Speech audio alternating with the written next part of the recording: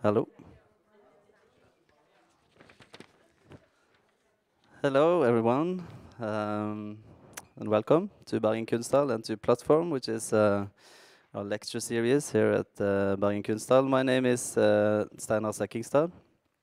I'm curator here at the Kunsthal. And today, this event of Plattform, we have the pleasure of welcoming Jonas Ekeberg on the occasion of the release of a brand new book, Postnordisk, Den nordiske kunstscenens vekst og fall, 1976 til 2006. 2016, unnskyld. And maybe loosely translated in English, it would be Post-Nordic, the rise and fall of the Nordic art scene, 1976 to 2016. Before we start, I would like to just quickly mention that the space that we are in now is currently being used by Bergen Assembly, and the exhibition, Actually the Dead Are Not Dead. And within that exhibition, this room particularly is occupied by a project called Asking Out by the British artist Ruth Ewan. And tomorrow is the very last final day of Bergen Assembly. So for those of you who haven't seen everything yet, there's one more chance tomorrow. Now, Jonas Ekeberg, known to many of you, maybe first and foremost, probably as the editor-in-chief of the online art journal Kunstkritikk in two periods over the past 10 years, from 2009 to 2013, and again from 2015 until today.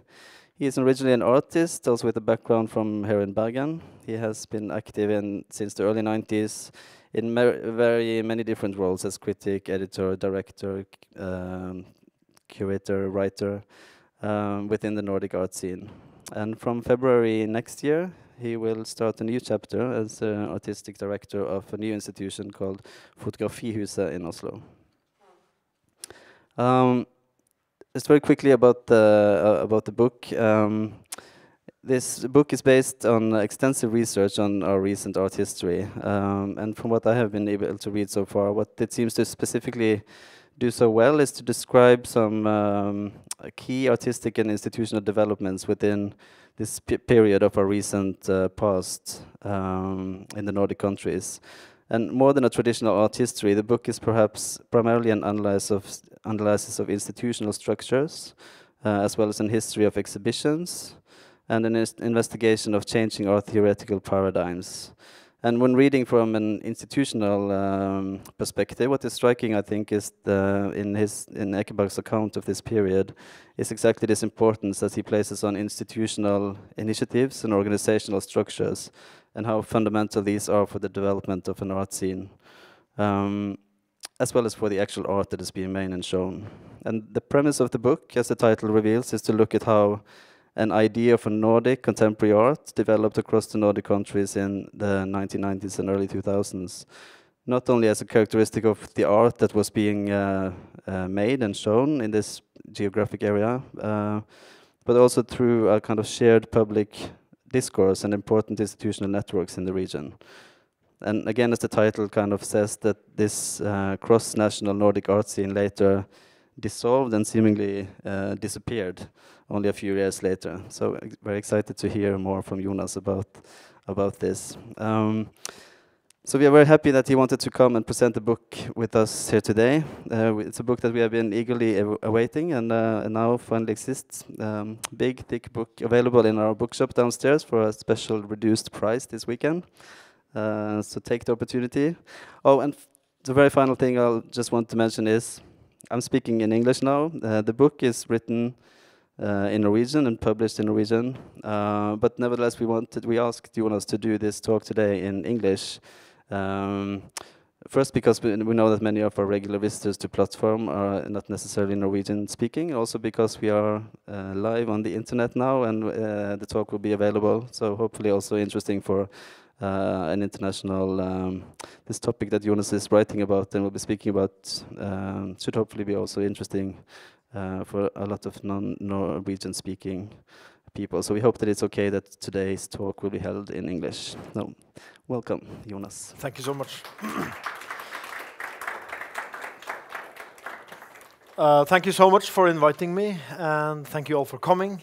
And thank you for the challenge to talk in English and to actually do a lecture that I did at the university in Oslo a few days ago. I knew I wouldn't be able to translate it, so of course I said yes to do it in English. So what I will do is I will refer to this lecture and I will try to sort of talk about it and speak it out. And I really hope that this will work out well together with the images, and that we'll be able to perhaps even have a discussion afterwards about this issue of regional art scenes and their importance. Is it room for discussions afterwards, perhaps? Yeah. How long should we do you think yeah. So for me, 35 minutes, did you say? 45 is good. I'll try to keep to that. Okay.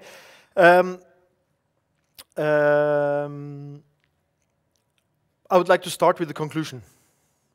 And after using 10 years, more or less, to study this idea about art scenes and constantly bumping up to the idea about art institutions, my conclusion is that the meaning of art institutions is art scenes.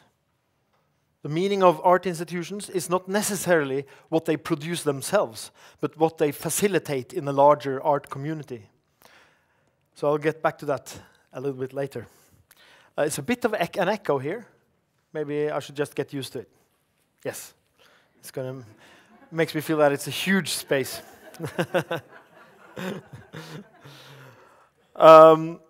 When I first spoke about this in Oslo now for the introduction there, it was a new study, a new line,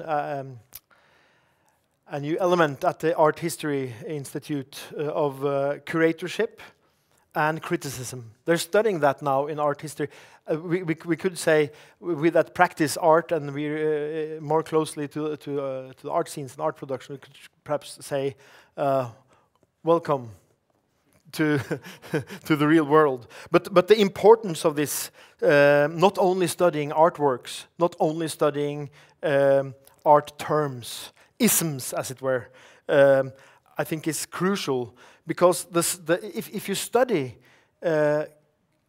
exhibitions and magazines and institutions and you try to see patterns of art history emanating from those practices, you get another view of key terms. Let's say that we have one of the shifts that I'm going to describe from the 80s until today is the shift from the postmodern to the contemporary. You're all familiar with these terms by now.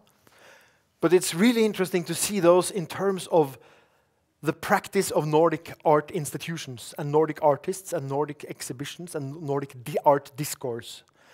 And it gives us the opportunity to understand, let's say, postmodernism, not as some vague French theoretical construct or some very powerful American label of a certain artistic practice, but as a living entity in our own region. And this makes for a quite different understanding of the term, and I think also a more productive understanding, perhaps.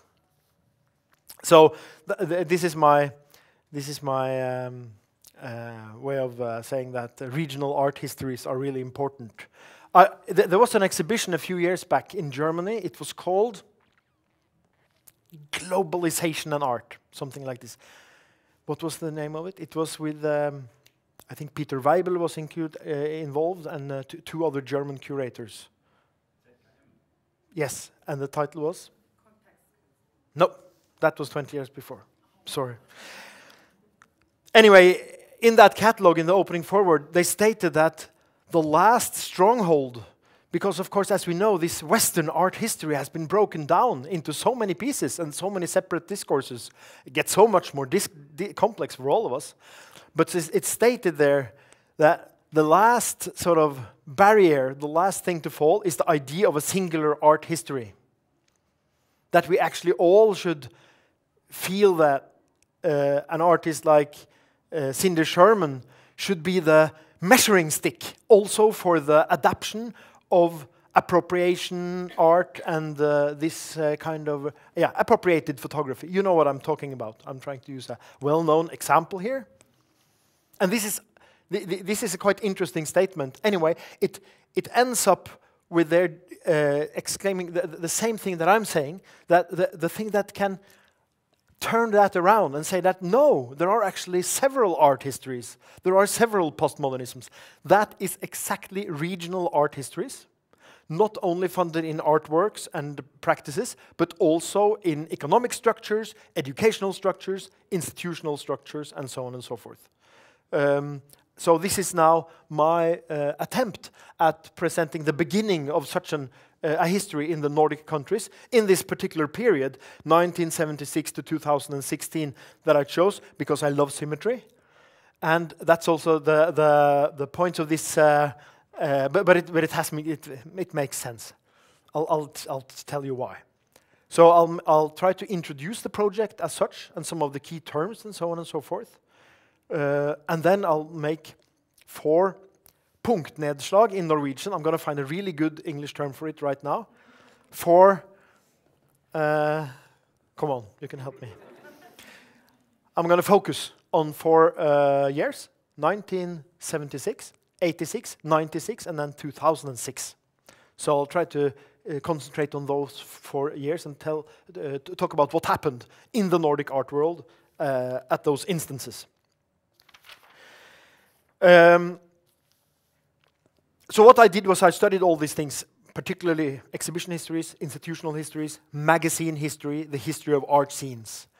And I took especially as my starting point key texts, but also documentary images, of course reviews, and I tried to construct a history out of this. And in some instances, I made this into a really beautiful story of fiction.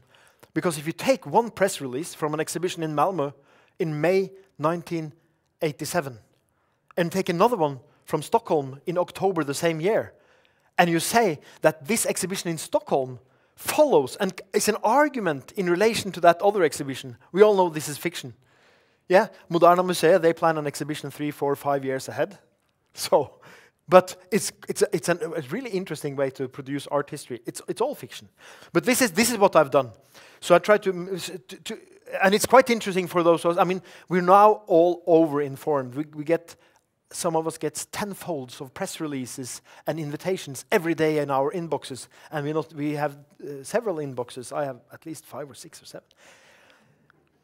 And the thing is, if you're interested in art, and you're interested in art production, art discourse, you may take notice of all these statements. Oh, they do a show on portraiture there. Oh, they do a show on the 90s there. Oh, they do a show about globalization there. But somehow we also tend to always forget and a little bit, I'm sorry to say, ignore the contents of those all those press releases, all those invitations, all those curatorial statements, all those catalog forwards. But what I did was that I was thinking this, perhaps they all give meaning. And from this history then of 40 years of exhibitions and magazines and initiatives, it emerges a pattern of art history, which is, I would say it's a particular method. It's not, but it's not, it's not universal. It's specific to my method. You know what I mean? So when I say, in a few moments, I will say that the contemporary period in the Nordic countries starts 1996. You know that this is a particular argument. It's not universal, okay? So, but it's interesting, nevertheless, because it can be placed alongside other such arguments, of course. So, what I tried to do here, no, I was going to start another place. The first conclusion is that the meaning of art institutions is art scenes. And the second conclusion, is that this patterning of discourses actually creates a very specific art history. My initial ambition with this book project was double. First of all, I wanted to get somehow behind the discourse of these two things which has been sort of happening, which has been occurring in Nordic art history for 200 years. One is the idea about Nordic art. What is Nordic art? Or you can also pose it differently. What is Nordic in Nordic art? You know, what is it that characterizes Nordic art? When I started out my education here in Bergen in 1990 as a photographer, There was no doubt that Nordic art equaled Northern light. Do you know this idea about Nordic art? Yeah? It's about the landscape, it's about the light, it's about a certain melancholy, and so on and so forth. And what I did now was that I went back to that initial moment of my own education, my own upbringing in art, and I asked, let's do like Frederick Jameson says, always historicize. What was the historical reason? Why did we think that this was Nordic art, when it obviously was so much? The reason can be quite specifically nailed down to this exhibition in New York in 1982 called Northern Light, curated at the Brooklyn Museum by Kirk Varnado, where he produced a beautiful and interesting exhibition about the Northern Golden Age around year 1900. But when I was starting with this project, I thought I needed to find out if this was really so. So I started tracing back in history, and I found 7, 8, 9 instances different throughout art history, arguments for what is Nordic art. It's quite interesting. If you go to the Art Academy in Copenhagen in 1820s, okay, we all go to Copenhagen. We don't take the train. How do we get there? Boat, probably. Anyway, all Norwegian artists went to the Art Academy in Copenhagen before they went to Germany. You all know this. They had assignments at art school, and they were always religious or mythological. And they were all set in Greek and Roman landscapes. And there was a huge argument at the Art Academy in Copenhagen in the 1820s whether or not it should be legal at the Art Academy to put Jesus in a northern landscape. And the professor was against, and another critic was for, and it was back and forth. It went on for years. And in the end, the king had to decide. It was quite interesting. So I said that, yes, they're allowed to paint northern landscape, Nordic landscapes. So what was Nordic art? This was mythological and religious themes placed in a Nordic context. And furthermore, it was even legal then to paint northern mythologies and northern religious themes, like Odin and Thor and these kind of things. And there are several. You can think of one that we all know is, of course, modern architecture. The idea about efficiency and light in architecture, which also found its way into the visual arts. This is a quite different idea about Nordic art than the one of darkness and mystery and melancholy. So this was interesting for me. But another thing that was interesting that I found when I researched this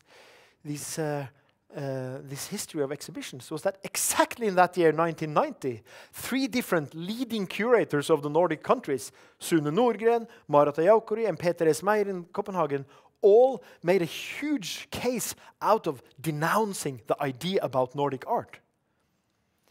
Peter S. Meyer said it was a quasi-fascistic myth. Marata Jaukori, who was the chief curator at the Nordic Art Center in Helsinki, who I will tell you everything about in a short moment, she said, the idea about Nordic art that we used to believe in doesn't really exist anymore. But none of them was specific about which kind of Nordic art they wanted to reject. But they were very sure that they wanted to reject the idea about Nordic art.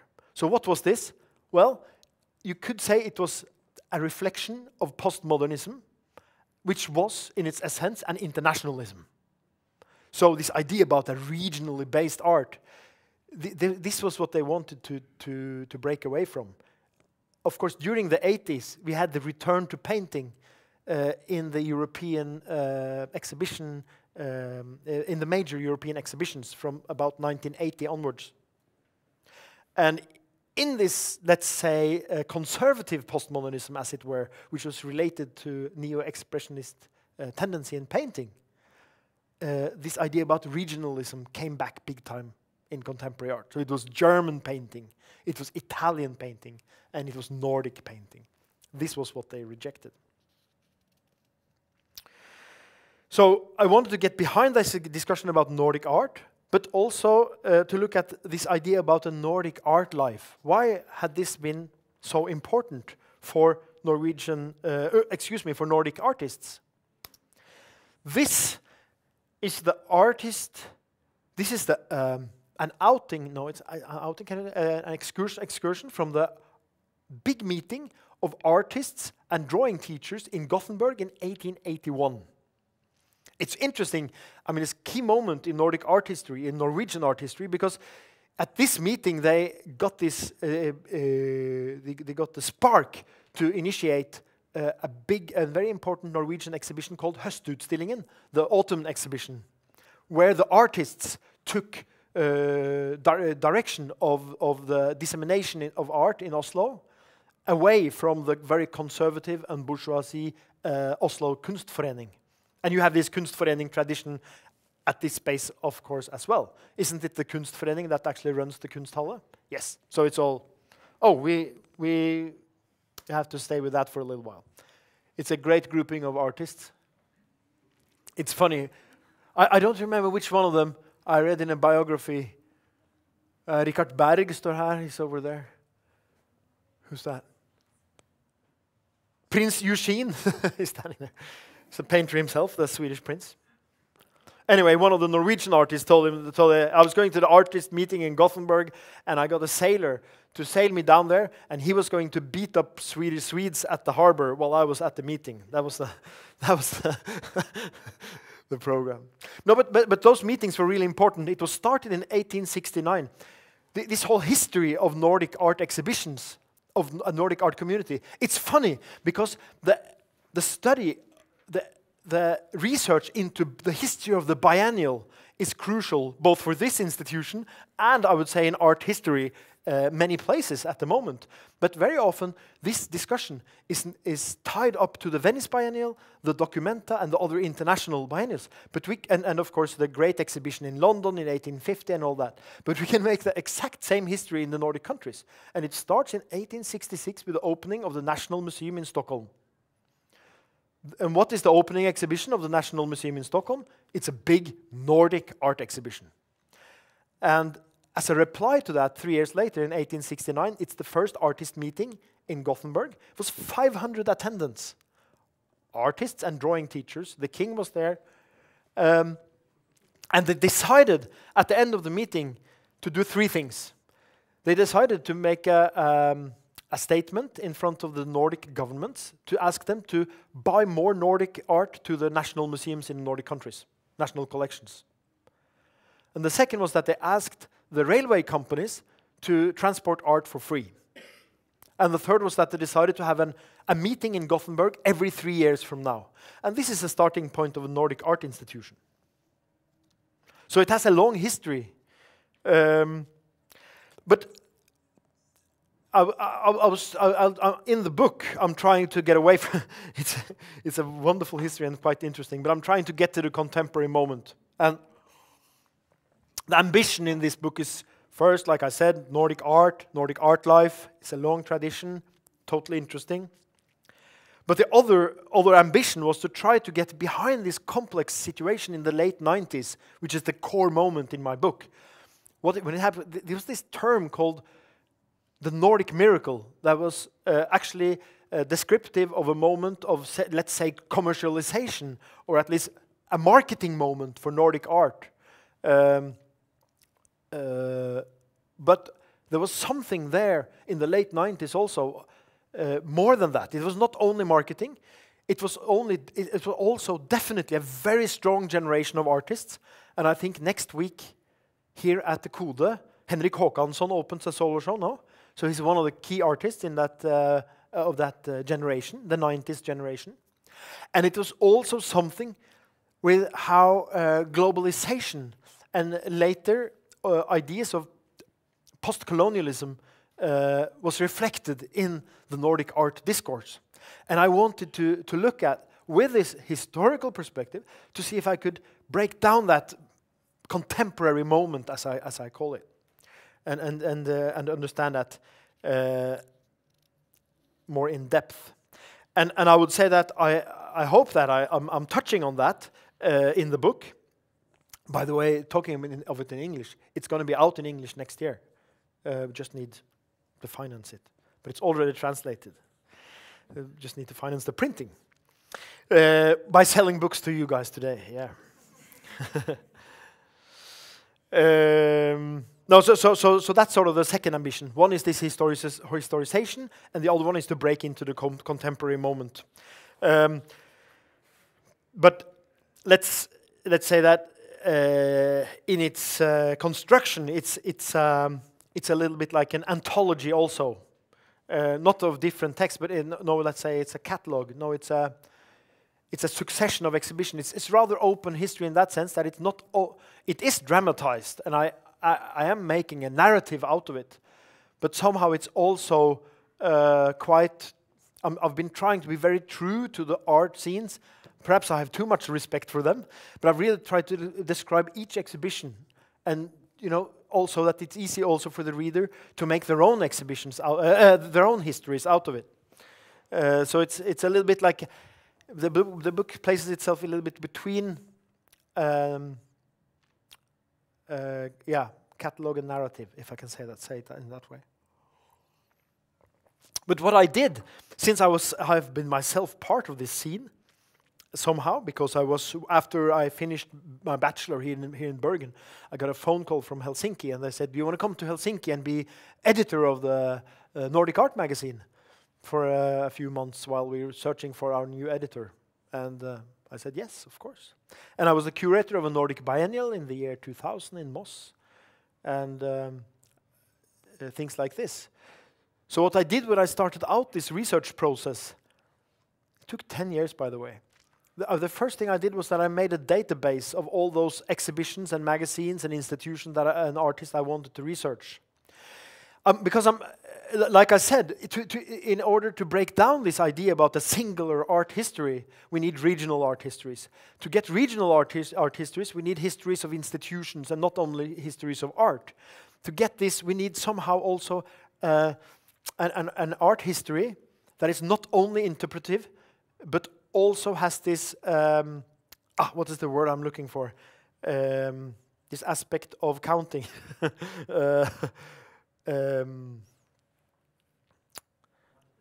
Quantitative, thank you. That's the word. So a quantitative art history can also emerge out of this. And the interesting part about that is that, of course, this is anathema for very many art historians, that you should actually count. Huh? But it's quite interesting, because if you start counting, you can find out things like, when is the first exhibition where there are more women than men in any Nordic art context? When is the first exhibition where there are no painters? You get a material, quantitative art history, quite interesting. So I made a huge database. I think in the end it consisted of like 1,000 artists, because I took all the exhibitions I was studying and plotted them in. And the funny thing, if you construct a database that way, you can ask questions to the database. You know this? How many female artists are there? So what I had a great. It was a great. The best part of it is to ask the database which one is the most Nordic artist of my period. Of course, this is not reflected. This is highbrow. This is now. It's not reflected here, but I can tell it to you. It's like. Let's see. This is it. It's Joachim Köster, Danish artist. He participated in 25 of these exhibitions. And we can find Henrik Håkansson, here is number 4. It's quite funny, 23. It's quite funny to see when does anyone here interested in Norwegian art history? First Norwegian artist is, of course, Ingar Dragseth, of Emgren and Dragseth. But then you have to go down to Knut Alstam. Yes, and so on and so forth. The Swedes and Danes, they always dominate. Anyway, the end product, because that database was a really important process for me in order to get a little bit more distance to the material. That was actually my main reason. But it was also a system of notation, and it's going to be published online. So you will find, if you click into any of these exhibitions, like whatever Borealis 4 in Copenhagen in 1991, you will see all the artists, you will see quotes from the catalog that I selected and all that. It's really good for research. So you understand, I had a really good time working on this. Okay. I'd like to say very, very briefly something about definition and limitations, because this is not an art history of Nordic art. It's a specific history of Nordic exhibitions and Nordic discourses. So I didn't look at all the exhibitions and all the practices and all the scenes and all the institutions that are specific to Norway. Only the ones that has this Nordic ambition or Nordic scope. You know what I mean? So it's rather specific in that sense. Many artists, Norwegian, Swedish, Danish, is going then flying under the radar because they were not picked up in this Nordic discourse, this inter-Nordic, pan-Nordic discourse. So that's very important. Another thing that I had to do was to look at the term art scene. And I tried to find out what is an art scene. There was not really any good definitions of that in the literature. Many general definitions, and we all think we know what it means, but I want to find a more specific one. And the best one I found was by an American music researcher called Barry Shank. And he talks about not art scenes, but cultural scenes. He's writing about music. And he called them overproductive signifying communities. It's quite beautiful. Overproductive signifying communities. So it's community. It's free. It's not organized. Yeah? It's organic. It's signifying. It's producing somehow meaning. It's producing art. It's productive. It's not only productive. It's overproductive. It produces more than it sets out to do. And it's a quite, I think it's a very elegant definition. And of course, you can relate that very easily if you study this intersection between art history and art sociology. You very quickly bump up to the sociologists, and they want to limit this productive idea about institutions. Like Bourdieu, he says that it's all about power, you know. And if you have a lot of cultural power, what's his term? Yeah, something like that. You can change it, exchange it into monetary power later, so that you get rich. Yeah? He's very skeptic of the productivity of an art scene, but of course, for me, it's an art scene is a very productive place.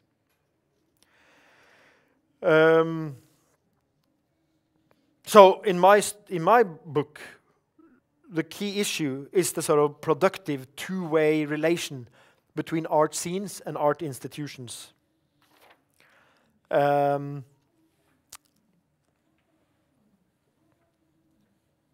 Yes. Okay, so let's look at these art historical instances and see if we can find any of this playing out. This is the cover of the book, by the way.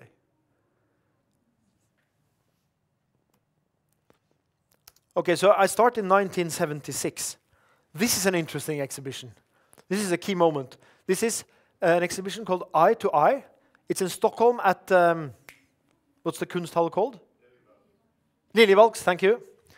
And it's curated by Staffan Kullberg, who was editor of a journal in Stockholm earlier called Konstrevy, which was really interesting. It was run by Bonniers the last few years. It was closed down. But he was selected as a curator of the Great Nordic Art Exhibition. What is the Great Nordic Art Exhibition? This was dreamt of all the way since 1866, the opening exhibition of the National Gallery in Stockholm, like I told you. But it was really institutionalized only in 1945. After the Second World War, it was crucial for Nordic artists to start communicating again. You know, this communication that was going back and forth between the Nordic countries and Paris specifically was shut off during the Second World War. There was actually Biennial in Gothenburg in 1938, 1940, and 1942 during the war, but this was not efficient in terms of sort of gathering the Nordic art scenes. But after the Second World War, they met in Stockholm already in October. Think of it. Norway was liberated in May, I think. I guess I should know. And Denmark around the same time. And it was only a few months until they all met, artists and institutionals and curators alike in Stockholm, in order to form what was called the Nordic Art Union. And they started organizing, they had a huge program of organizing exhibitions, radio shows. They wanted to organize acquisitions. You know, they had this huge desire for a Nordic dialogue. And I've been reflecting on this in the book. Where comes this desire from? Why couldn't they just stick to their discourses, their conversations, the national ones, and then the international? No, they wanted this Nordic regional discourse. And of course, the distance between the Nordic countries and the rest of Europe after Second World War was literally enormous, because Germany was in ruins. So you know, traveling was still not really up to speed like it became later in the 50s and 60s, when Nordic artists really could start traveling again. So the Nordic countries, that was the international discourse at this moment. So this is one reason, but it's the historical reason as well. And I think also, or it's easy to trace, for many Nordic art historians, they specifically describe this, that quite often the national art discussions in both Norway, Sweden, Denmark and Finland are very narrow. They quite often, like in Stockholm, it was very dominated by the academy. But when the artists came together in a Nordic context, they felt more free. And literally, they took the model from the workers, from labor movement of the 1880s, and started to think, maybe we, as artists, also could run our own show. Literally, you know? Maybe we don't have to always wait for the acknowledgement of the academy. So this was the background, and this was in 1945 really important. The first big exhibition was in Oslo in 46. Then it was in 47 in Stockholm, 48 in Finland, so in Denmark. And then it's turned, in the 50s it turned into Biennial.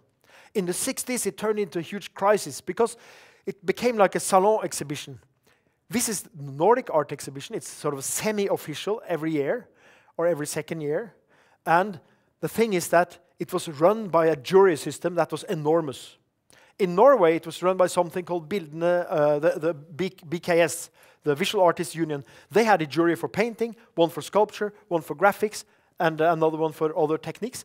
And it was altogether perhaps 20, 30 men. They were all men making the Norwegian selection. And think of it, it was the same number in Finland, and in Sweden, and in Denmark. So if you look at the exhibition as a whole, the jury, the complete jury, could consist of between 50 and 100 people selecting works.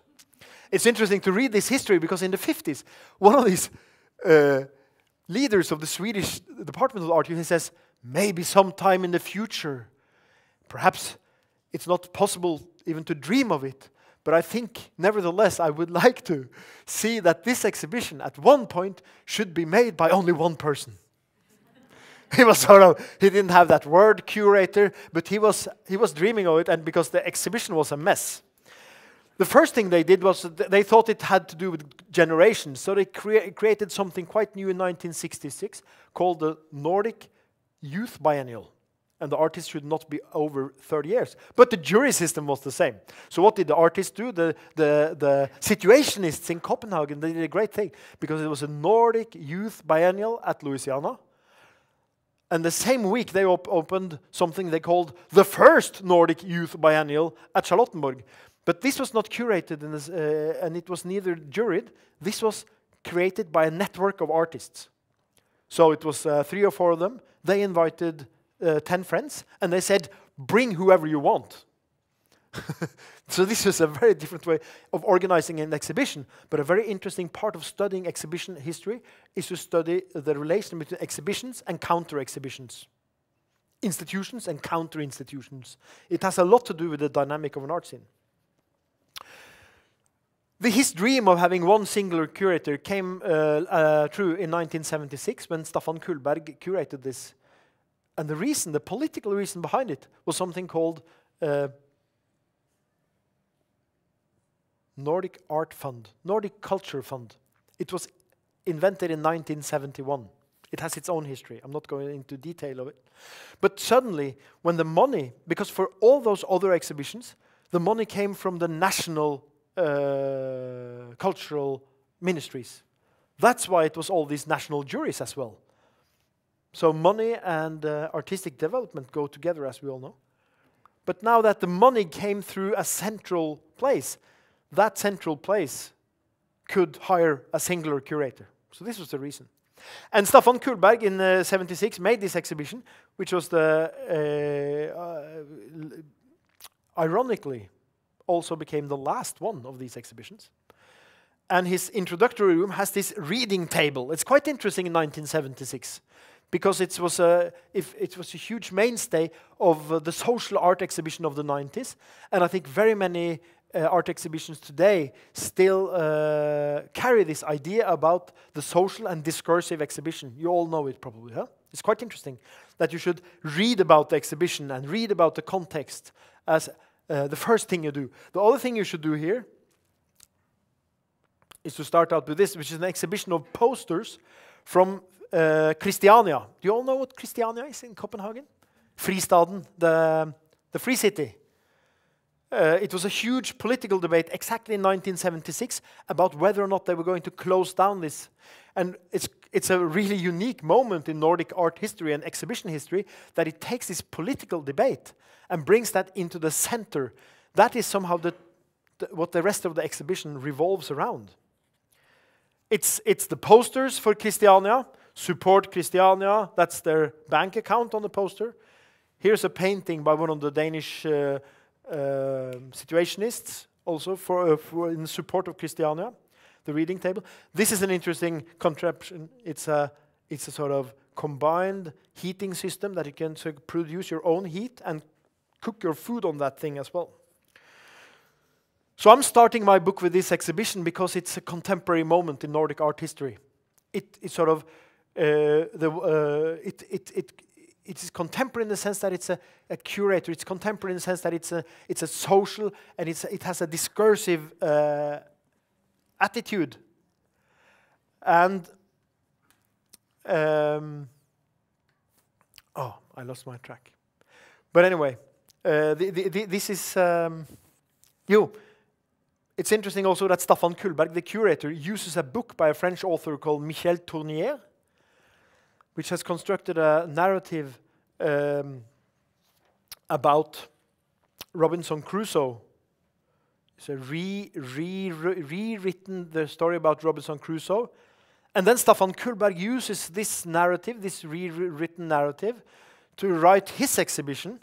And this idea that one exhibition should be read through the filter of a book, which is in itself read through another book, it's very layered.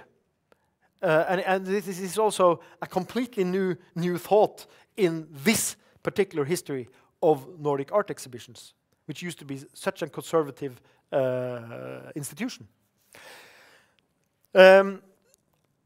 This is another image from that exhibition. And this is the works of Norwegian artist Bård Breivik, you might know. He's used these tent structures and these objects, which are now in the collection of the National Museum in Oslo. And they could be read in formalist terms. His use of he referenced a lot in the American Indians in his works. But here it was placed, with this exhibition, it was placed within the sort of social history of Christiania and the idea about a self-sustained alternative and ecologically sustainable life. So it's a very, very interesting exhibition that. And it's funny because when I did this book, I was of course trying to get these documentary images. And at Liljevalchs, exactly when I was doing the book, it was like, oh no, they're away, we're scanning them now. But you can get them in the fall. It was like 8 months later, I got these perfect scans. And you know this, if you ever try to research exhibition history or art history, to feel this feeling that, oh, I'm discovering this. It's a wonderful thing, because all these archives are actually now in the moment of being digitized and made available, and it's such a huge move to write and to study these histories. So this was in 1976, yeah? And in 1978, oh, wow, how come this image? hey, this is interesting. I'm going to show you this, even though I've sped ahead. This is that first exhibition, a Nordic art exhibition in Oslo in 1946 that I told you about. This is at Kunstnernes Hus in Oslo. So you see the difference that happened in those 30 years, yeah? So this is the first one of those. And this is also that first youth biennial at Louisiana in 1966. Here, works by Per Kirkeby. It's funny to follow Per Kirkeby because he's the Nordic artist that's part of all important shows from the 60s on through to the 90s. Egon Schiele, I think, is a sculptor there. I don't know how particular you are about your Nordic art history. And this now is the opening exhibition of the Nordic Art Center in outside of Helsinki at an island called Suomenlinna, or Sveaborg in Swedish. And this is the first director, Erik Kruskopf. So this was an important moment because, as you remember, in 1869 they started this dream about a Nordic art institution, and it came back many times through the art history. And with this Nordic Cultural Agreement of 1971, which sort of gave us that exhibition Eye to Eye that I told about, it also suddenly was funds, Nordic funds, not national funds, Nordic funds available that could finance an art institution which was there to produce, to facilitate this particular dialogue that artists had dreamt about for so long. It was housed in this barracks behind you here. Beautiful offices with all Alvar Aalto furniture, of course. And this was actually the building where I started my job in 1995 as an editor for a few months. But this is the opening show, an outdoor exhibition of Nordic sculptures. This is an Icelandic sculpture that made this steel structure. But this institution became really important. It was quite interesting to see how it was introduced, but because it was very important. Now this is the 70s in Nordic cultural politics, and it was important that what the discourses, the artists, the exhibitions that this institution should facilitate should be an alternative to the market. This is the mid-70s. Fast forward 20 years, we will get there soon. It will be the opposite. It will be that the institution should be producing for the market. So this is a huge change that happens in Nordic cultural policies. But in my narrative and in my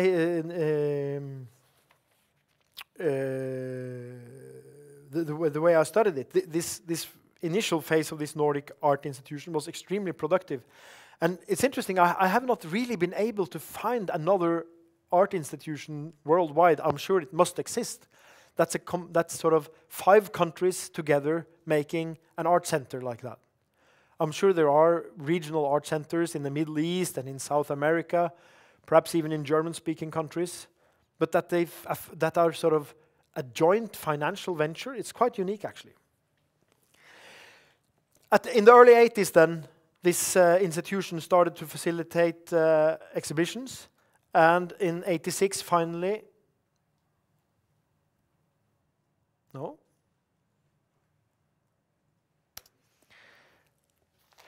I thought I had a magazine cover there, but obviously not. We arrive at the second art historical moment that I wanted to narrate, and that's 1986. Because from 78 to 86, this Nordic Art Institution was still under construction. But in 86, it was sort of fully functional. They introduced a magazine called Sixi. They had introduced 2 biennials. One called Borealis for established artists, and one called Aurora for younger artists. They had studios and publication practice, produced a lot of touring exhibitions. So it was a fully functional art institution. The other thing that happened in 1986 was this. This is the Nordic Pavilion in Venice. Many of you have visited, I'm sure. And this was an exhibition in 1986 called Teckne, curated by the Swedish curator Mats B.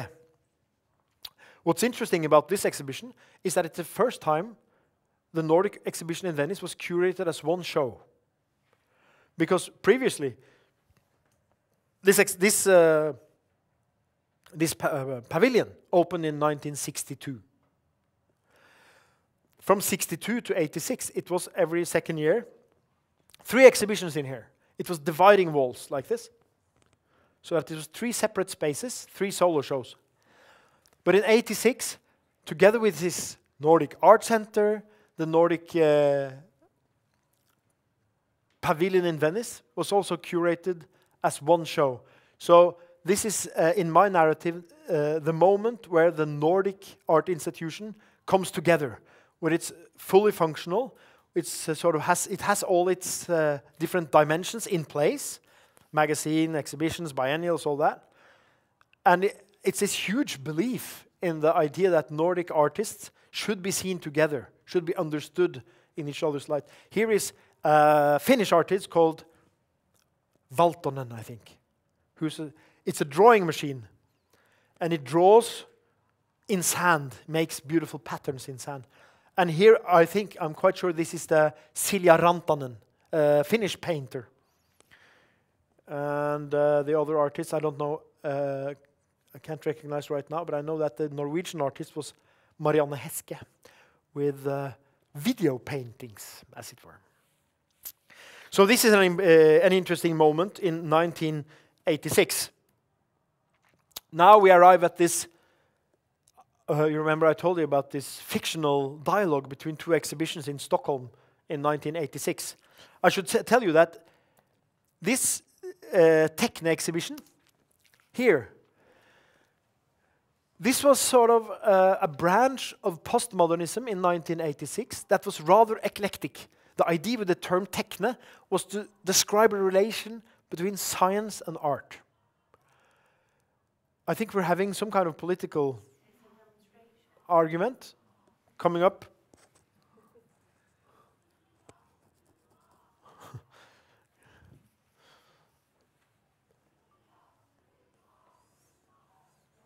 Yes.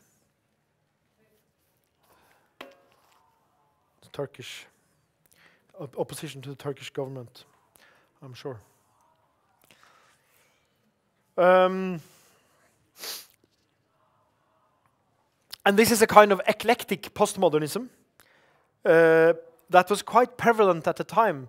And it's interesting now that we read art history of that moment, because postmodernism very often gets sort of, it's defined in quite simple terms. But now I'm going to describe 4 different postmodernisms, right? So this is an eclectic, scientific postmodernism, feeds off a lot of theory, but quite, in terms of art objects and art production, it's very diverse. Whereas the year after, in May '87, this exhibition opens in Malmö, at Malmö Kunsthall, and it's called the Metaphysical Landscape. And it's all painting, and it's a very particular Nordic branch of postmodernism that is tied up in this idea about Nordic art as connected to the landscape and some, neo-expressionist painting. This was perhaps the strongest tendency, let's say, of postmodernism in the Nordic countries, postmodern painting. You've all read this book by Hal Foster called The Anti-Aesthetic. 1983, he introduces 2 branches of postmodernism. One conservative. I think he would say that this metaphysical painting, that's a conservative postmodernism. The other one he calls a radical postmodernism, and it's much more about a critique of power. And this is what Lars Nitve curated a few months later in Stockholm, an exhibition called Implosion, et postmodernt perspektiv. a postmodern perspective. What's interesting about that exhibition is that it contains no Nordic artists. It's only American and European artists, and their art is connected to media, you know, to electronic media, like this installation here. I don't remember the name of the artist, I'm sorry. But it's a quite interesting opposition. It's two radically different versions of postmodernism. One is, this one in Stockholm was all about the copy and all about appropriation. Whereas the one in Malmö was all about connecting real life and true feelings to identity and put it down in oil painting that's dripping off the canvas. It's two hugely opposite artistic tendencies. But what happens in Nordic countries towards the, because this is 87 now still, towards the end of the 80s, you get an amalgam, a combination of these different, the eclectic scientific postmodernism, the painting-based metaphysical postmodernism, and the more synthetic American analytical postmodernism. You get a synthesis of these different strands of postmodernism in something that I call Nordic postmodernism. It becomes a very strong institution in the Nordic countries. Here is from the opening of the National Museum for Contemporary Art in Oslo. It's Kjell Bjørgengen. And it's typical. It's called the Video Road. Do any of you have seen this work? Yeah. Huh? This is, vad heter gatesten in English? Cobblestones. And his video screens are set into the cobblestones. They have the exact same size as the cobblestones. And what is the image that's shown on these video screens? It's electronic noise. You know, this image that you get when you're not tuned to a channel. You can't get that anymore because it's all digital, huh? But you used to get it. It's like, it was called snowing on the screen. You know what I mean? And it's interesting, in this Nordic postmodernism, that they still work on this idea about authenticity. This was in this Lars Nitve's postmodernism. There was no idea about authenticity. It was all disappearing into media space. But in the Nordic postmodernism, it's sort of still, this idea about authenticity is still upheld. And this, in his case, the authenticity of the electronic image. It's sort of still sustained within the frame of a postmodern ideological frame of mind.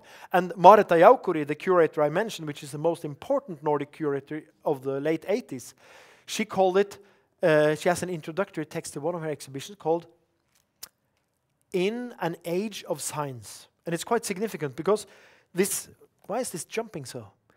This exhibition is all about science, you know? But the Nordic art of the moment was not all about science, but it was all about creating an art in the age of science. In that era, Nordic artists worked on a very institutional, but also very interesting strand of Nordic postmodernism. And this was the magazine cover that I was going to show you. This was a very important moment in '86, where we got a Nordic art magazine. This Nordic postmodernism ended here in Venice in 1995. It's a beautiful exhibition. The curator, Timo Valjaka, he used Wittgenstein and spoke of for that for which we have no language. You know? This is a very specific idea about art. And it was manifest here in the paintings of Nina Roos in this very smart, darn, installation by Eva Løfdahl, and in the photographs behind there of seals, portraits of seals by the Norwegian photographer Per Manning. You know, it's all sober, it's all very well laid out. You can, as a viewer, you can step into that exhibition and start learning about the artworks. Whereas, at the same moment in the Nordic countries, on the younger art scenes, there was a very new kind of art emerging. This is Peter Geschwind, a Swedish artist, called Teenage suicide, from an exhibition in Oslo called Art Attack. And this was the young, the new art scene in the Nordic countries, working on a very new way of seeing art and way of producing art, where they did no longer refer to nature, animals, eternal values. Minimalism was rejected. Also this cool conceptualism of Nordic postmodernism. This intellectual space of saying that these are objects for which we have no words. This was all rejected in favor of an art that embraced popular culture, embraced consumer culture, and had this new idea that what you watched on TV could be as emotionally significant and as artistically significant as that which you could experience in nature or in minimalist, a dialogue with a minimalist art object. So here is now, from that exhibition, Art Attack in Oslo, the Swedish art space Ynglingagatan 1, showing some of their artists, both American and Nordic. And look at it. A lot of the images are sort of thrown on the floor. It's it's all down, dirty. It's all, you know, it's not this clean postmodern space. It's a new social and, some would say, abject art space. It's a space that communicates with the body in a very different way than what the institutionalized postmodern art did. So this is now 95, and the moment I'm arriving at is 1996. What happens is that this youngish art scene that's been developing in opposition to the post-Nordic, postmodern art scene. And remember now that we now have a fully mature Nordic art institution with magazines and biennials and whatnot. And we have this very strong Nordic generation of artists in the Nordic postmodernists. And they are sort of, this is what creates a hegemony. You know this term, hegemony? It's a very strong moment in art. When you get a hegemony, you get a certain position in art that becomes dominating. And in opposition to this, the new art scenes in the Nordic countries, and especially in the three cities, Oslo, Copenhagen, and Stockholm, Helsinki and Reykjavik came a little bit later.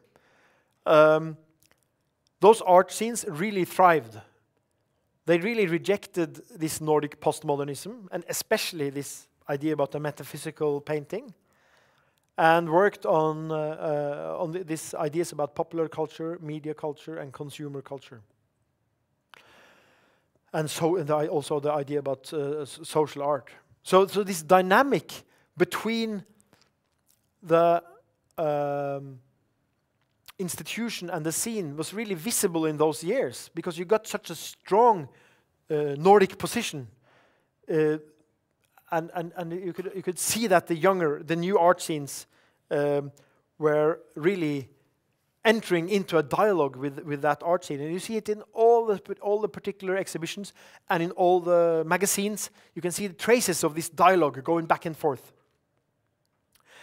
Oh, I need to get power to my computer, and this will be then a 60-second break.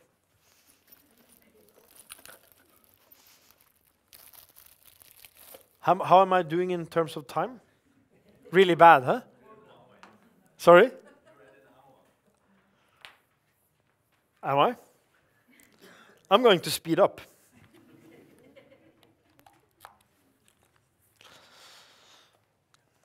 Okay.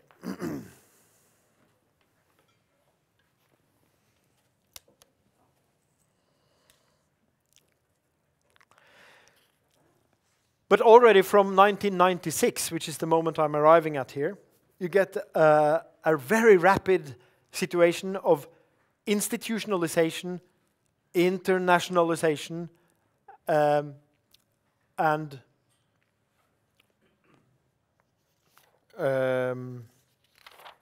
What's that third word I'm looking for? Well, this new art scene gets institutionalized very, very rapidly. And what's interesting also is that the Nordic art critics rejected the idea of Nordic art, but and all the artists of this generation rejected that idea, but it comes back with force. And it's this exhibition at Arken outside of Denmark. It's the last of these Borealis biennials, where the American curator Kim Levine come up with a new definition of Nordic art, which she says that this idea about nature and light and space has given way to an art of social and psychological pressures. It's a very different idea about Nordic art. It's quite interesting. From this northern light to an art of social and psychological pressures. This is Henrik Håkansson making a concert out of some insects. They are called sirisir in Norwegian. Yeah. It's amplified and it's like a tour of insect noise. This is also from that exhibition. Swedish artist Helene Billgren. This is now that moment in Nordic art history where there's so many things going on. Here is an exhibition called Oslo One Night Stand, which was, I think, 70 or 80 Nordic artists gathering for a 24-hour organic situation of performances and concerts and live art at Kunstnernes Hus in Oslo. This is Elisabeth Mathisen with that mouth. This is Tommy Olsson performing. And this is Elmgren and Dragset with their knitted skirts, which they are untying. And this generation of artists they grew up very fast. And this new institutions popped up in all the cities. This was something called the Danish Center for Contemporary Art. They produced a seminar called Remarks on Interventive Tendencies. And you will recognize Otto Meta Bauer there in the background and Okvien Vesor, the artist Henrik Plenge Jacobsen on the left. They're touring a Danish museum. And it was a moment where the Nordic art scenes suddenly were integrated in the international art scenes in a way that had never happened before. And this was an important exhibition called Now Here at Louisiana. This part curated by Otto Meta Bauer, who you saw in that last image. It started a process of dialogue between artists and also between curators of the Nordic countries and the international art scenes. In this situation, the Swiss curator Hans-Ulrich Obrist came up with this term, the Nordic Miracle. Of course, the artists hated this term. I mean, a miracle. A miracle means that it comes out of nothing, but it was not a miracle. It had been going on when this exhibition, Nuit Blanche, came up in Paris in 1998. This had been going on in the Nordic countries for 8 years, this art scene. It was a lot of, what would they say I think in dance? They would say that it was a lot of blood, sweat and tears. But I mean, what's meant is that it's a lot of hard work. It's a lot of artists producing art spaces, making no money from it, but showing each other, working really hard. It's not a miracle. It's the result of someone's investment in art. But it should be noted that it was also a particular moment in Nordic cultural politics where it was this art scene was also supported financially by the Nordic governments. There was a lot of debate around this. I'm going to jump now. It's interesting in that moment. I'm talking still about that 1996 moment, even though this is 98. That you can trace it very literally. People stop talking about postmodernism. Suddenly, it's looking back on postmodernism, and we didn't quite know what came instead. Only 10 years later, it was certainly historicized in a way that was dubbed the contemporary. And it's interesting looking back that this institution that we've now heard the history of, the Nordic Art Center, they were closed down in 96, and they reopened the day after in 97, and they changed the name from the Nordic Art Center to the Nordic Institute for Contemporary Art. So this word contemporary came into that mix at that moment. We fast forward now to 2006. What happened in the 90s was very interesting to see, was that it was the artists and the curators and the critics and the gallerists and even the government, they felt that they were people who worked for the government in something called the Danish Center for Contemporary Art, something called Jaspis in Sweden, something called No Art in Oslo, different Frame in Finland. They all somehow felt they were part of the same art scene. What happened at the turn of the century, around the year 2001, 2002, was that politics and art became radicalized. That is to say, cultural politics in Nordic countries became much more conservative, but in turn the art institution became more radical. The result, or at the same time, the Nordic art scene, this idea that the artists and the curators and the gallerists and the politicians, they were all sort of part of the same art scene. This idea disappeared. The art scene very clearly was at least divided in two, perhaps in three. One part being more spectacular and more commercial. A lot of these Nordic artists that came out of the 90s became quite successful, and this is the symbol of that development, of course. You recognize Olafur Eliasson's work for Tate Modern in 2003, and it's called The Weather Project. Thank you. I mean, it's a scale of work and a position in the international art scene that was almost unheard of for any Nordic artist before this generation. While at the same time, at NIFCA, the new version of the Nordic Art Institution, they were discussing the radical possibility of a democratic art institution.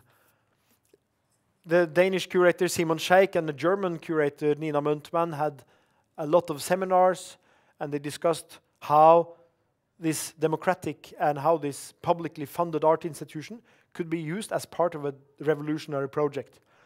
This was interesting because at the same time in Denmark, they had a turn to the right in politics. They got a prime minister called Anders Fogh Rasmussen.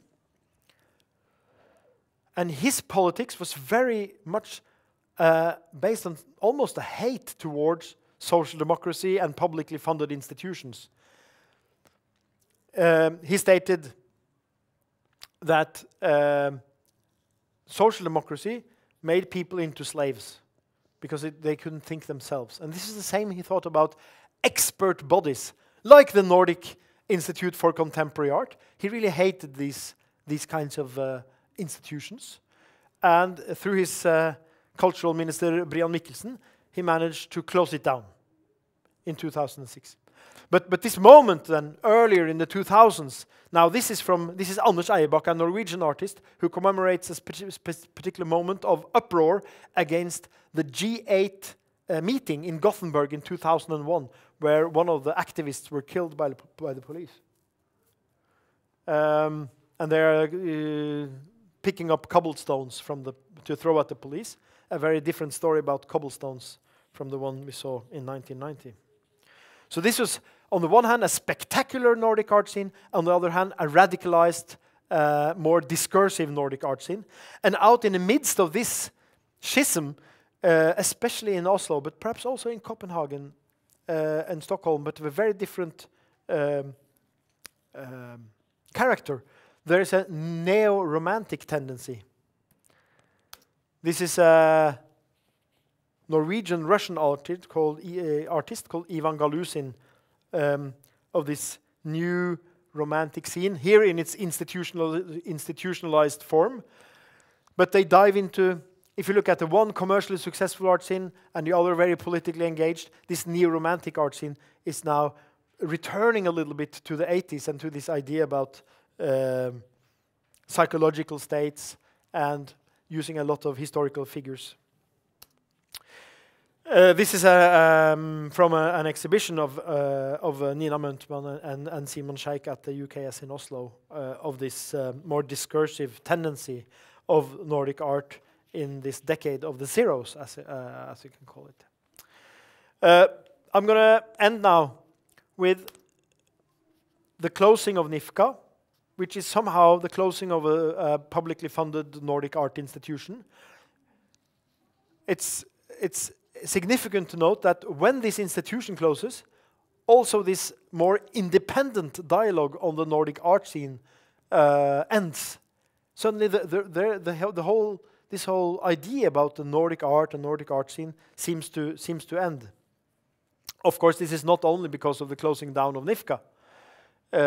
In the meantime, so much has happened to communication and to art. Specifically, the same year, 2006, when this show is open, you get something new which goes public. It's called Facebook. No, it's called YouTube. And the year after, in 2007, you get something called Facebook. And in 2011, I think you get this thing called Instagram. So it's quite interesting. It's not that long ago, huh? But of course, this whole idea about a regional dialogue gets undermined by all these global communication networks. But this is significant that the final exhibition of the Nordic Art Institution is an exhibition called Rethinking Nordic Colonialism.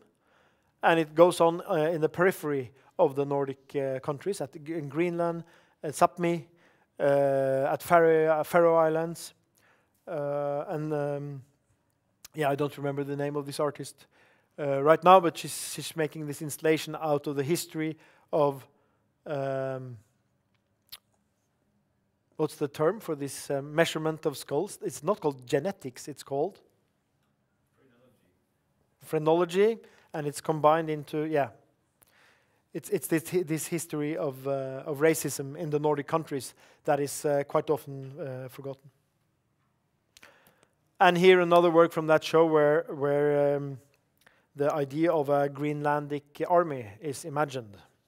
It's of course fiction. They're still part of Denmark, and not the US yet. So it's interesting to see would this last 10 or 15 years of Nordic art history have been different if NIFCA had still existed? I think it might have been. This is my ending image there. Because one of the histories, one of the legacies of NIFCA and the Nordic Art Center was exactly these histories of other art communities in the Nordic countries. They did this kind of exhibition about Sami art, art from the Faroe Islands, and from Greenland. And that history was discontinued when this institution closed down. And as we all know, it's come back the last few years. Big time. It's becoming more and more important. There are many reasons to the dismantling of the Nordic art scene, and it keeps returning. Fortunately, perhaps for some of us. So it's not to say that it's completely disappeared. Of course, it has not. But it's interesting to notice that over the last 10 years. The Swedish, Danish, and Finnish interest in this dialogue has diminished, and it's natural. They're part of the European Union. Norway is on the outside and still has this interest in this dialogue. Perhaps it's possible to at least speculate in this political reason for that. And two of the main Nordic art institutions of the last decade, Momentum and Kunstkritikk, is of course based in Norway. That's perhaps a little bit sad if it's so that it's the sort of Norwegian desire for dialogue that sort of keeps this up. But I think it's many reasons to have this Nordic dialogue in the arts. It's specific to our region, and it's specific to our politics. And as we know that the idea about the Nordic is currently being used by right-wing actionists, I think it makes all the more sense that also art communities and perhaps even radical and critical voices are heard in this Nordic context. Thank you.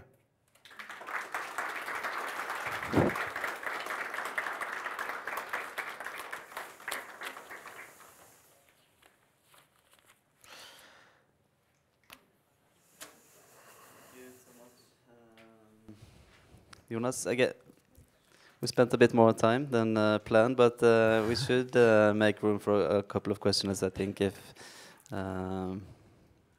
there's anyone.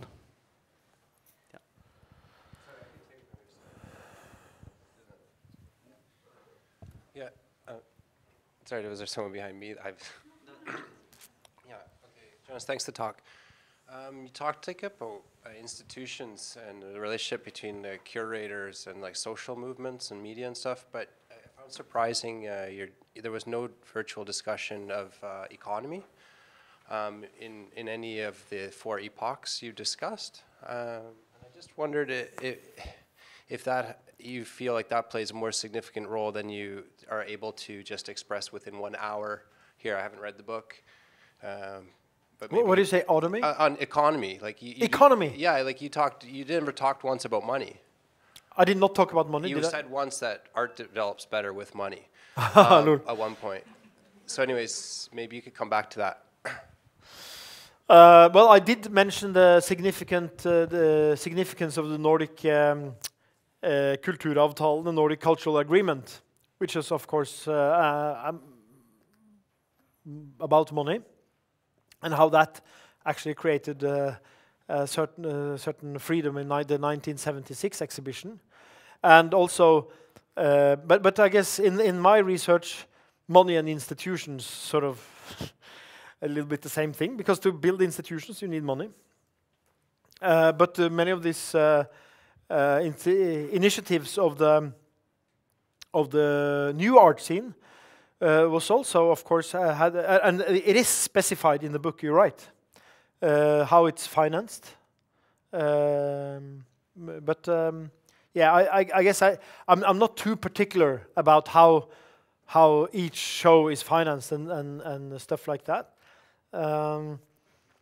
There's this paradoxical moment in '95 with the show Art Attack that I showed a few images from, was part of this huge drive called the Nordic Art Year 95-96, a strange construction.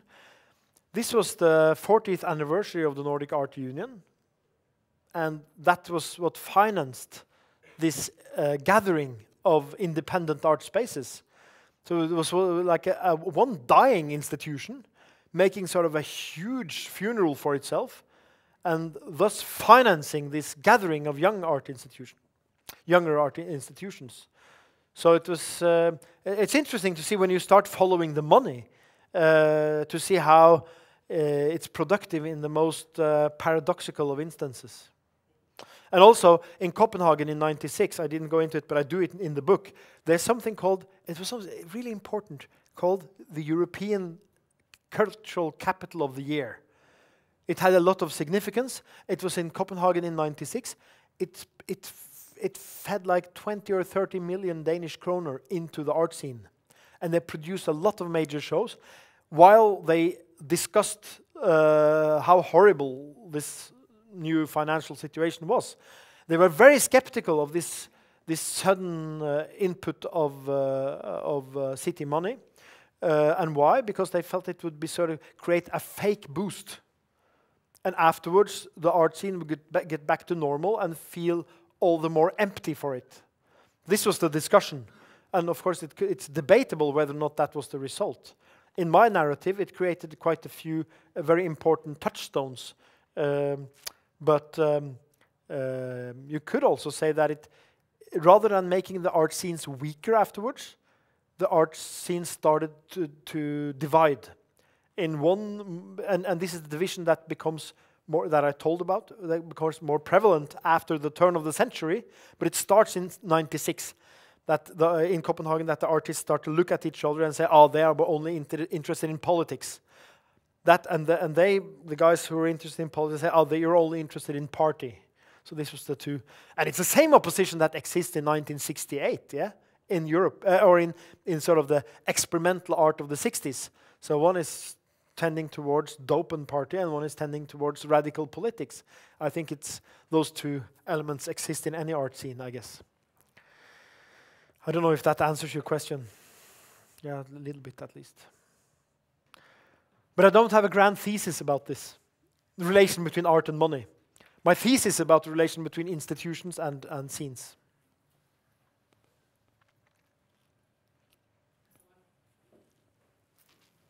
Well, thank you very much. Super interesting. I was living in Copenhagen in the 90s, and when I told my colleagues that I was from Norway, they were just totally ignoring. They thought that the art scene in Norway was very into that metaphysical aspect, and they thought that was not cool at all. So my question is, because now most of the students in the academies in Norway are from Denmark. I don't know if that they follow the money, or is it because of they think that the scene here is interesting, or that there is a lot of Danish professors here. But I was just wondering, what is your view on this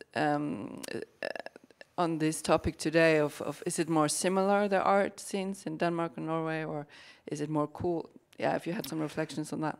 Well, in 1996, Copenhagen was cultural capital and produced this show. I showed you this question mark from the Now Here exhibition. That was a show of Lars Nitve's construct again. He invited 4 or 5 sub-curators and sub-teams, and they produced one show was a really feminist show, and one was about different subjects. It was a very advanced curatorial discourse in Copenhagen in '96, compared to Norway, where it was completely radical that the Young Artist Society closed down their traditional spring exhibition with a jury and started something called the UKS Biennial. And you had a big debate in Norwegian newspapers about whether or not curators were a good thing. You know, Denmark was already part of an international curatorial discourse. In Norway, there were sort of this whole idea of a curator was a radical thing. So it was a huge difference between Oslo, Copenhagen, and Stockholm at the time. And yeah, let's face it, it's the old colonial superpowers of the Nordic countries, Sweden and Denmark. They were leading these developments, definitely. But since 1968, Norway has slowly grown out of being a developing country and into being a very rich country. So talking about money, huh? Now we have perhaps, over the last 10 to 20 years, cultural budget has been cut in Sweden and Denmark. Ours has grown a lot. So this, I think this is behind you, the let's say, activities on the Norwegian art scene, and perhaps also the interest from students. Yeah, I think it is like that. And whether or not it's cool, I'm not really the right person to answer. Someone here from the Art Academy?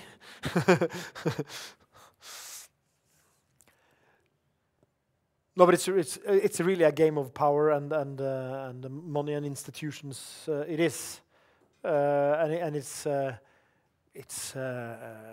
really interesting to watch, of course, how independent art scenes thrive sort of on the edge of institutions. If there is money one place, art scene will thrive in relation to that somehow. That's my thesis. That's what I found out.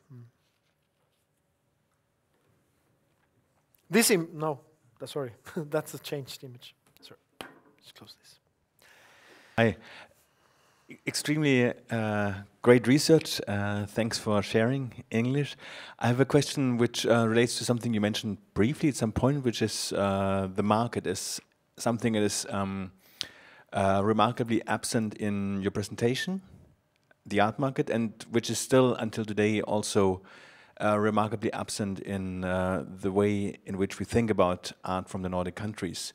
Compared with many other geographical entities, even like speaking about other recent superpowers in the art discourse, such as Southeast Asian countries, or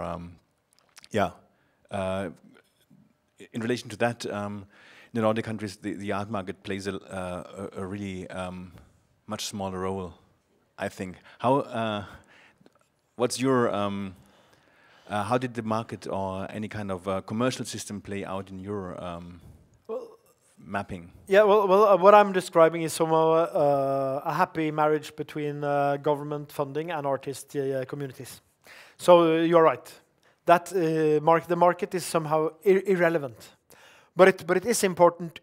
Like I told you, like I spoke about in the zeros after the turn of the century, a lot of these Nordic artists of the 90s become really huge international, and they start participating in an international market of galleries. At one point, the Norwegian artist Vibeke Tandberg has 5 galleries, you know, but now she only has a few, 2 or something, but, you know. So and of course Elmgren and Dragset, all these artists are very much a part of that. Also, Nordic postmodernism, especially painting, had a large market. And you got this institution in Stockholm, in Malmö, called Roseum, with a Swedish financial acrobat, as it was called at the moment. Was it Fredrik Roos? No. What's his first name? Fredrik. Yes. He invested a lot, both internationally but also in Nordic paintings. And I think the opening show was called 5 Nordic Temperaments.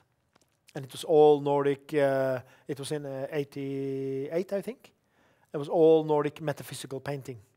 So it sustained a really strong generation of Nordic galleries, which are still the strongest in the Nordic countries today, on this generation of painters of the 80s.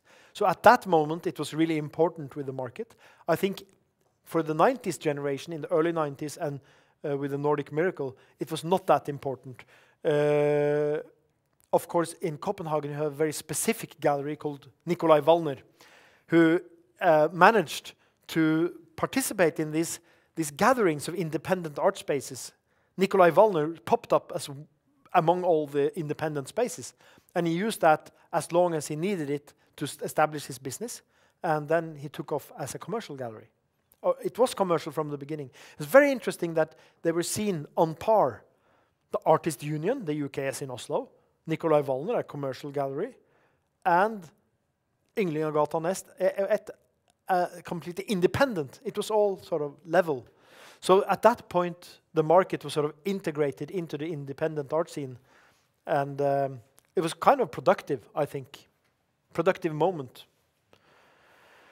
Yeah, I would say that the market sort of enters into this discourse and it disappears a bit.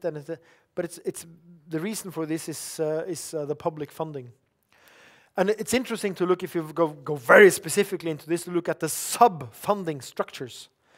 The structures like the art scene in Oslo in the early 90s, was largely financed by unemployment funding from the government. You know, the galleries could institutionalize themselves, and then they could get money to hire themselves to work in their own galleries. It was called Kaja-midler. Arbeidsmarkedstiltak. Can you translate that for me? Labor market investments from the government. So kind of strange funding structure that was ended up sparking a lot of creativity.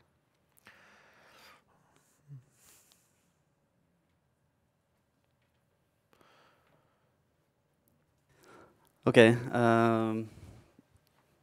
Thank you once more. It's so much to talk about within this research that we could probably go on for 2 more hours, but we should close off for tonight. Thank you, Jonas Ekeberg, and thank you all for coming. Thank you.